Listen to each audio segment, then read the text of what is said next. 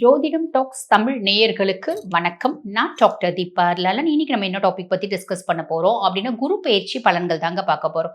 குரு பகவான் 1/6/2026 மிதுனத்துல இருந்து கடகத்துக்கு பெயர்ச்சியாகி கடகத்துல உச்சம் பெற்று அமர்றார். அதுக்கும் மேல அவரோட உச்ச பார்வை 5, 7, 9 நிறைய ராசிகளுக்கு எக்ஸ்ட்ராடினரியான நற்பலன்கள் கொடுக்க போகுது. அந்த மாதிரி உங்க ராசிக்கு என்ன மாதிரி நற்பலன்கள் கொடுக்க போகுது, நேரத்தை வீண் பண்ணாம சட்டுன்னு பார்த்துடலாம் வாங்க. மீன ராசி என்பர்கள், உங்களுக்கு இந்த குரு பெயர்ச்சி எப்படி இருக்கு அப்படின்னா, இந்த குரு பயிற்சியாவது எங்களுக்கு நல்லது செய்யுமா, நல்லது நடந்துருமா? நல்லதே எதுவும் நடக்க மாட்டேங்குதே. எங்களுக்கு இந்த ஜோதிட ப்ரோக்ராம்ல பார்க்க கூட மனசு இல்லைங்க. எல்லாம் நல்லா இருக்குன்றாங்க, இது வருன்றாங்க, அது வருன்றாங்க, எங்களுக்கு எதுவுமே வரமாட்டேங்குது. எங்களோட குழப்பம் மந்த நிலைன்றது தொடரதான் செய்யுது. நாங்கள் எக்ஸ்ட்ரீம் ஃப்ரஸ்ட்ரேஷன்ல இருக்கோம். வாழ்க்கையே எதுக்குடா இந்த வாழ்க்கை வாழறோம், எதுக்குடா இந்த மீனத்தில் பிறந்தோம் அப்படின்ற மாதிரி இருக்கும். இப்படி தான் நிறைய மீனராசி அன்பர்கள் சொல்கிறீங்க. உண்மையாகவே வந்து பார்த்திங்கன்னா, இந்த காலகட்டம் இந்த குரு பயிற்சி எப்படி இருக்கும் அப்படின்னா எக்ஸலண்ட்டாக இருக்குங்க.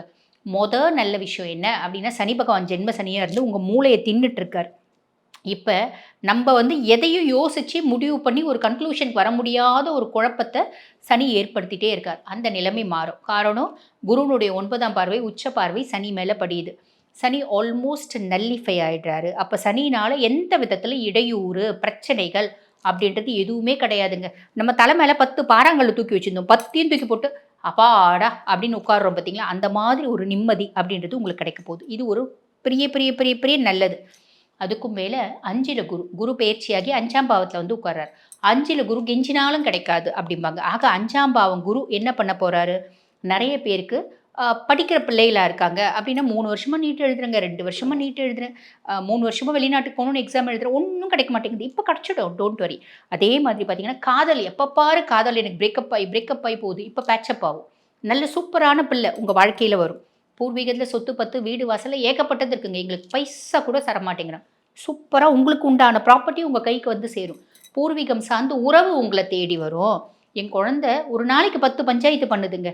இப்போது ரொம்ப சிம்பிள். ஒரு நாளைக்கு உங்கள் குழந்தை 3 பஞ்சாயத்து தான் பண்ணும். என்னங்க 3 பண்ணுமா? குரு கூட தான் என்னம்மா பண்ணுவார்? இப்போ இருக்க பிள்ளைங்கள முழுசும் திருத்துறதுக்கு குருவால் கூட முடியலம்மா. 7 பஞ்சாயத்து குறையுதேம்மா, சந்தோஷப்பட்டுக்கோங்க. புரியுதுங்களா? ஆக இது எல்லாமே எக்ஸ்ட்ராடினரியான நல்ல விஷயம். அதுக்கு மேலே குரு பகவான் உங்களுக்கு 1 மற்றும் 10க்கு அதிபன். உங்கள் சுயஸ்தானத்துக்கும் அவன் தான் அதிபன், 10ஆம் பாவம் தொழில் ஸ்தானத்துக்கும் அவன் தான் அதிபன். அவன் 5ஆம் பாவத்தில் போய் உட்காரும்போது இவ்வளோ சூப்பரான நல்ல விஷயங்கள் நடக்கும். அதுக்கும் மேலே குருனோட பார்வை உங்கள் சுயஸ்தானத்தை பார்க்குறாரு. சுயஸ்தானாதிபதி சுயஸ்தானத்தை பார்க்குறாரு. இவ்வளோ நாள் என்கிட்ட என்னென்ன குணம் இருந்துச்சு, எதெல்லாம் நான் மாற்றிக்கணும்னு ஆசைப்பட்டேன், எதெல்லாம் மாற்றிக்கணும் நான் லைஃப்பில் சூப்பராக இருப்பேன், அத்தனையும் நீங்கள் செய்வீங்க, மாற்றிப்பீங்க. இன்னும் கொஞ்சம் மனசு பக்குவப்பட்ட மனசாகவும் பதப்பட்ட மனசாகவும் மாறும். இது ஒரு பெரிய ப்ளஸ். ஆன்மீகத்தில் நாட்டம் அதிகரிக்கும். இறை வழிபாடு அப்படின்றது செய்யணும்னு தோணும். இறை ஆற்றலை தேடணும்னு தோணும். நம்ம தியானம் பண்ணலாம், ஜீவசமாதி வழிபாடு பண்ணலாம். இப்படி நிறைய விஷயம் வந்து நீங்கள் செய்வீங்க. இதெல்லாம் சூப்பர். 9ஆம் பாவம் பாக்கியஸ்தானத்தை குரு பார்க்குறார். பேரு புகழ், சின்ன அளவிலாவது ஒரு மாலை மரியாதை அந்தஸ்து ரிவார்டு அவார்டு இப்படி நிறைய விஷயம் அதிர்ஷ்டம் அப்படின்றது உங்களுக்கு வருங்க. அப்பா கூட உங்களுக்கு நல்ல ஒரு உறவு முறை அப்படின்றது வரும். அப்பானோட சொல்வாக்கு செல்வாக்கு அதிகரிக்கும். அதே மாதிரி அப்பானோட உடலில் நல்ல முன்னேற்றம், நோய் நொடி ஏதாவது இருக்குது அப்படின்னா அதில் நல்ல முன்னேற்றம் அப்படின்றது வரும். அப்பா உங்களுக்கு ரொம்ப சப்போர்ட்டிவாக இருப்பார் அப்படின்னு சொல்லலாம். லாபஸ்தானத்தை குரு பார்க்குறார். செய்யக்கூடிய தொழிலில் அபரிவிதமான லாபம் அப்படின்றது வரும். எங்கெங்கே நாங்கள் இழுத்து மூட்டிட்டோம், ஆரம்பிங்க, செய்யுங்க, நல்ல லாபம் அப்படின்றது வரும். Don't worry. நாங்கள் ஒரு இடத்துல வேலை செய்கிறோம், உங்களோட தகுதி உங்களுடைய திறமை உங்களோட ஹையர் அஃபிஷியலோட கண்ணில் படும். ஸோ இன்க்ரிமெண்ட் ப்ரொமோஷன் நிறைய பேருக்கு வரத்துக்கு வழியும் வாய்ப்பும் உண்டுங்க. சரி, இப்போ நாங்கள் வந்து வழிபாடு அப்படின்னா என்னங்க செய்யணும்? ஜென்ம சனி குருனோட பார்வையினால் நல்லிஃபை ஆகிடுறாரு. செப்டம்பர் மாதம் குரு அதிசாரமாக பயிற்சி ஆவார். அப்போ சனி மேலே குருனோட பார்வை இருக்காது. அப்போ சனிக்குன்னு உரிய மரியாதை நம்ம கொடுக்கணும். என்ன பண்ணலாம்? ரொம்ப சிம்பிள். ஹனுமன் சாலிசா அப்படின்ற மந்திரம் இருக்குது. அதை தினந்தோறும் பாராயணம் பண்ணிவிட்டு நீங்கள் பாட்டுன்னு உங்கள் வேலையை பாருங்கள். ஹனுமன் சாலிசா எங்களுக்கு படிக்க தெரியலைங்க. அப்போ ஹனுமனோட மந்திரங்கள், மூல மந்திரம் இருக்குது, ஹனுமனோட போற்றி இருக்குது. இல்லைன்னா ஹனுமனை நம்ம பக்கத்துலேயே வந்து உட்கார வைக்கணும் அப்படின்னா ராமநாமம் சொல்லுங்கள். ராமஜெயம் ஸ்ரீராமஜெயம், ராமஜெயம் ஸ்ரீராமஜெயம் சொன்னாலே போதும். ஹனுமன் நம்ம பக்கத்தில் வந்து உட்காருவோம். அப்புறம் என்ன இருக்குது? ஹனுமனே வந்து உட்காரன்னா சனி விலக்கி ஓடுவா. அவனே வந்து விலக்கி தான் இருக்கா. அந்த செப்டம்பர் மாதம் அதிசார காலகட்டம் கூட சனி நம்மள கெடுபலன்கள் அப்படின்றது செய்ய மாட்டா. 7 நாட்டு சனி முடிகிற வரைக்குமே ஹனுமனை வழிபாடு பண்ணிக்கோங்க. உன்னதமான பலன்கள் அப்படின்றது வரும். ஆக இந்த குரு பயிற்சி எங்களுக்கு எப்படிங்க இருக்குது? 85% சூப்பராக இருக்குங்க.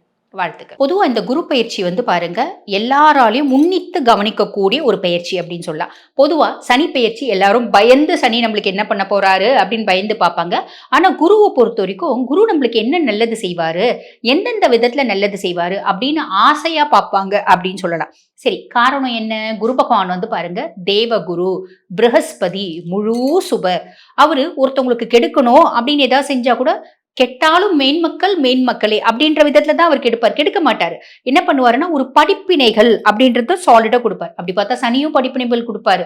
ரொம்ப இன்டென்சிஃபைடா குடுப்பாரு. நம்ம முடியல அப்பா, மூச்சு முட்டுதுப்பா, தாங்க முடியலப்பா அப்படின்னு வருத்தப்படுவோம். ஆனா குரு குடுக்கக்கூடிய படிப்பினைகள் அப்படின்றது வேற. அதுக்கும் மேல குருனோட பார்வை அப்படின்றது பயங்கர நல்லது செய்யுங்க. இதுக்கு ஒரு கதையே இருக்கு. அந்த கதையை ரொம்ப ஷார்ட்டா சொல்றேன். ஒரு முறை என்ன ஆகுது, தேவேந்திரன் வந்து குரு பகவான் கிட்ட வந்து ஜோதிடம் பயில போறார். பயின்ற போன பின்னாடி அப்ப குரு பகவான் எல்லாத்தையும் சொல்லி கொடுத்துடுறாரு. தேவேந்திரனுக்கு தான் என்ற அகங்காரம் அதிகரிக்குது. அப்ப குரு கிட்ட சொல்றாரு, நான் இப்ப பயங்கரமா உங்களை விட ரொம்ப திறமைசாலியா மாறிட்டேன் அப்படின்னும் போது ஜோதிடத்துல அப்படின் போது குரு சொல்றாரு, சரி ஒரு குழந்தை ஒரு அந்த காலத்துல குழந்தை ஜனிக்குது, இந்த குழந்தையினோட ஜாதகத்தை நீ கணிச்சு சொல்லு அப்படின்னும் போது அவர் சொல்றாரு, இந்த குழந்தை இந்த காலகட்டம், இந்த நாள், இந்த நேரம் இந்த குழந்தைக்கு மரணம் சம்பவிக்கும். இதுதான் இந்த ஜோதிட சாஸ்திரம் சொல்றது அப்படிங்கிறாரு. சரி அப்படின்றாங்க. அந்த நேரம், அந்த க்ஷணம், தேவேந்திரன் குறிக்கப்பட்ட நேரத்துல குரு பகவானும் தேவேந்திரனும் அந்த குழந்தைக்கு பக்கத்துல போய் நிக்கிறாங்க.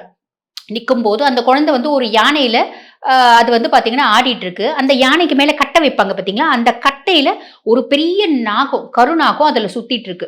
சுத்திட்டு இருக்கும் போது தேவேந்திரன் சொல்றாரு, இது பாருங்க இன்னும் இத்தனை நொடியில அந்த குழந்தை மரணம் சம்பவிக்கும் அப்படிங்கிறாரு. அப்ப குருவும் பாக்குறாரு, தேவேந்திரனும் பாக்குறாரு, அந்த குழந்தை சாகவே மாட்டேங்குது. மாறா என்ன நடக்குது அப்படின்னா, அந்த குழந்தை தூங்கிட்டு இருந்த குழந்தை எழுந்து காலை சக்கு சக்கு சக்குன்னு உதைக்குது. உதைக்கும் போது அந்த யானை வந்து சுத்தி சுத்தி அந்த கட்டையில அந்த பாம்பு மாட்டி செத்து போயிடுது.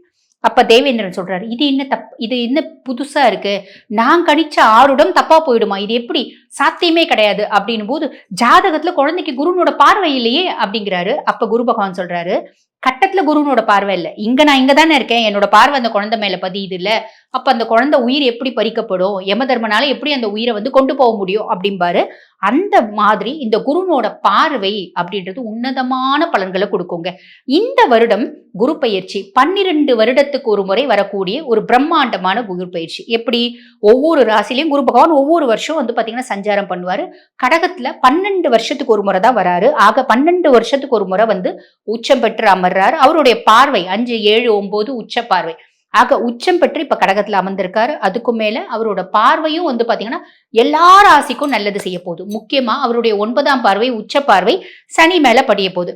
அப்ப மேஷராசி அன்பர்களுக்கு சனி பகவான் 7 நாட்டு சனியா இருக்காரு. அதுக்கும் மேல நம்ம வந்து பாத்தீங்கன்னா கன்னி ராசி அன்பர்களுக்கு கண்டக சனியா இருக்காரு. தனுசு ராசி அன்பர்களுக்கு அர்த்தாஷ்டம சனியா இருக்காரு. கும்பராசி அன்பர்களுக்கு வந்து பாத்தீங்கன்னா இவரு பாத சனியா இருக்காரு. அதே மாதிரி மீன ராசி அன்பர்களுக்கு ஜென்ம சனியா இருக்காரு. இந்த மாதிரி சனி பகவான் கெடுக்கணும் அப்படின்ற ராசிகளுக்கு மேல முக்கியமா ஒரு ராசி சிம்ம ராசியை விட்டுட்டோமே, முக்கியமா ரொம்ப கஷ்டப்படக்கூடிய ராசி அதுதானே, சிம்ம ராசிக்கு அஷ்டம சனியா இருக்காரு. ஆக இந்த 6 ராசிகளுக்கும் சனி பகவான் கெடுக்கணும் அப்படின்னு கங்கணம் கட்டிட்டு இருக்காரு. குருனோட 9ஆம் பார்வை அவர் மேல படுறதுனால சனி கட்டுண்டு கிடப்பாரு, ஆல்மோஸ்ட் நல்லிஃபை ஆயிடுவாரு. சனினால வரக்கூடிய எந்த விதமான கெடுபலன்களும் இந்த ராசிக்கு வரப்போறது இல்ல. மீதி இருக்க ராசிக்குலாம் அவர் நிறைய நல்லது செய்ய போறார். குருனோட பார்வை இருக்கிறதுனால இன்னும் கொஞ்சம் நல்லதை சட்டு சட்டு பட்டு பட்டுன்னு நிறைய நல்லது செய்ய போறார். ஆன் தி ஹோல் 12 ராசிகளுக்கும் குரு பயிற்சி நல்லா இருக்கு. இப்ப தனுசுக்கு அவர் அஷ்டம குருவா வந்தாலும் உச்சம் பெற்று இருக்காரு. அவருடைய உச்ச பார்வை நிறைய நல்லது செய்ய போகுது. ஆக இந்த குரு பயிற்சி எல்லாருக்கும் நிறைய நல்லது மட்டுமே நடக்க போகுது. கவலையே பட வேண்டாம், தைரியமா இருக்கு. இப்ப நான் சொன்னது வந்து பாத்தீங்கன்னா கோச்சார பலன். பொதுவா குரு பயிற்சி ஒவ்வொரு ராசிக்கும் என்னென்ன மாதிரி நற்பலன்கள் கொடுக்க போறாங்க அப்படின்றத சொல்லிட்டேன். இதுக்கும் மேல குரு பயிற்சி என்னுடைய சுய ஜாதகத்துக்கு எப்படிமா இருக்கும், தசநாதன் என்ன பாவத்துல இருக்கா, வலுத்து இருக்கானா, 1, 5, 9 நட்சத்திர சாரங்கள் வாங்கி இருக்கானா, பாபர்னோட பார்வை இருக்கா, சுபர்னோட பார்வை இருக்கா, இப்படி ஏகப்பட்ட விஷயம் இருக்கு. அந்த மாதிரி என்னோட சுய ஜாதகத்தை நான் அனலைஸ் பண்ணிக்கணும் அப்படின்னு விருப்பப்பட்டாலும், நான் பலமுறை அனலைஸ் பண்ணிட்டேன், இந்த காலகட்டம் எனக்கு எப்படி இருக்கணும் எக்ஸாக்டா தெரிஞ்சுக்கணும் அப்படின்னு விருப்பப்பட்டாலும், இன்னும் எத்தனையோ விதமான பிரச்சனைகள் இருக்குமா, அதுக்கெல்லாம் இந்த காலகட்டமாவது தீர்வு கிடைக்குமா, இந்த வருஷம் குரு பயிற்சியாவது எங்களுக்கு நல்லது செய்வாரா குரு பகவான் அப்படின்ற பல கேள்விகளுக்கு பதில் வந்து பாத்தீங்கன்னா உங்க சுய ஜாதகத்தை பார்த்தா தெரியும். என் சுய ஜாதகத்தை அனலைஸ் பண்ணிக்கணும் அப்படின்னு விருப்பப்படுறீங்கன்னா, நான் பேசிட்டு இருக்கும் போதே என்னோட வாட்ஸ்அப் நம்பர் டிஸ்பிளேல கொடுத்துருப்பாங்க. அந்த வாட்ஸ்அப் நம்பருக்கு கால் பண்ணி அப்பாயின்மெண்ட் ஃபிக்ஸ் பண்ணி என்கிட்ட பேசிக்கலாம். தேங்க்யூ.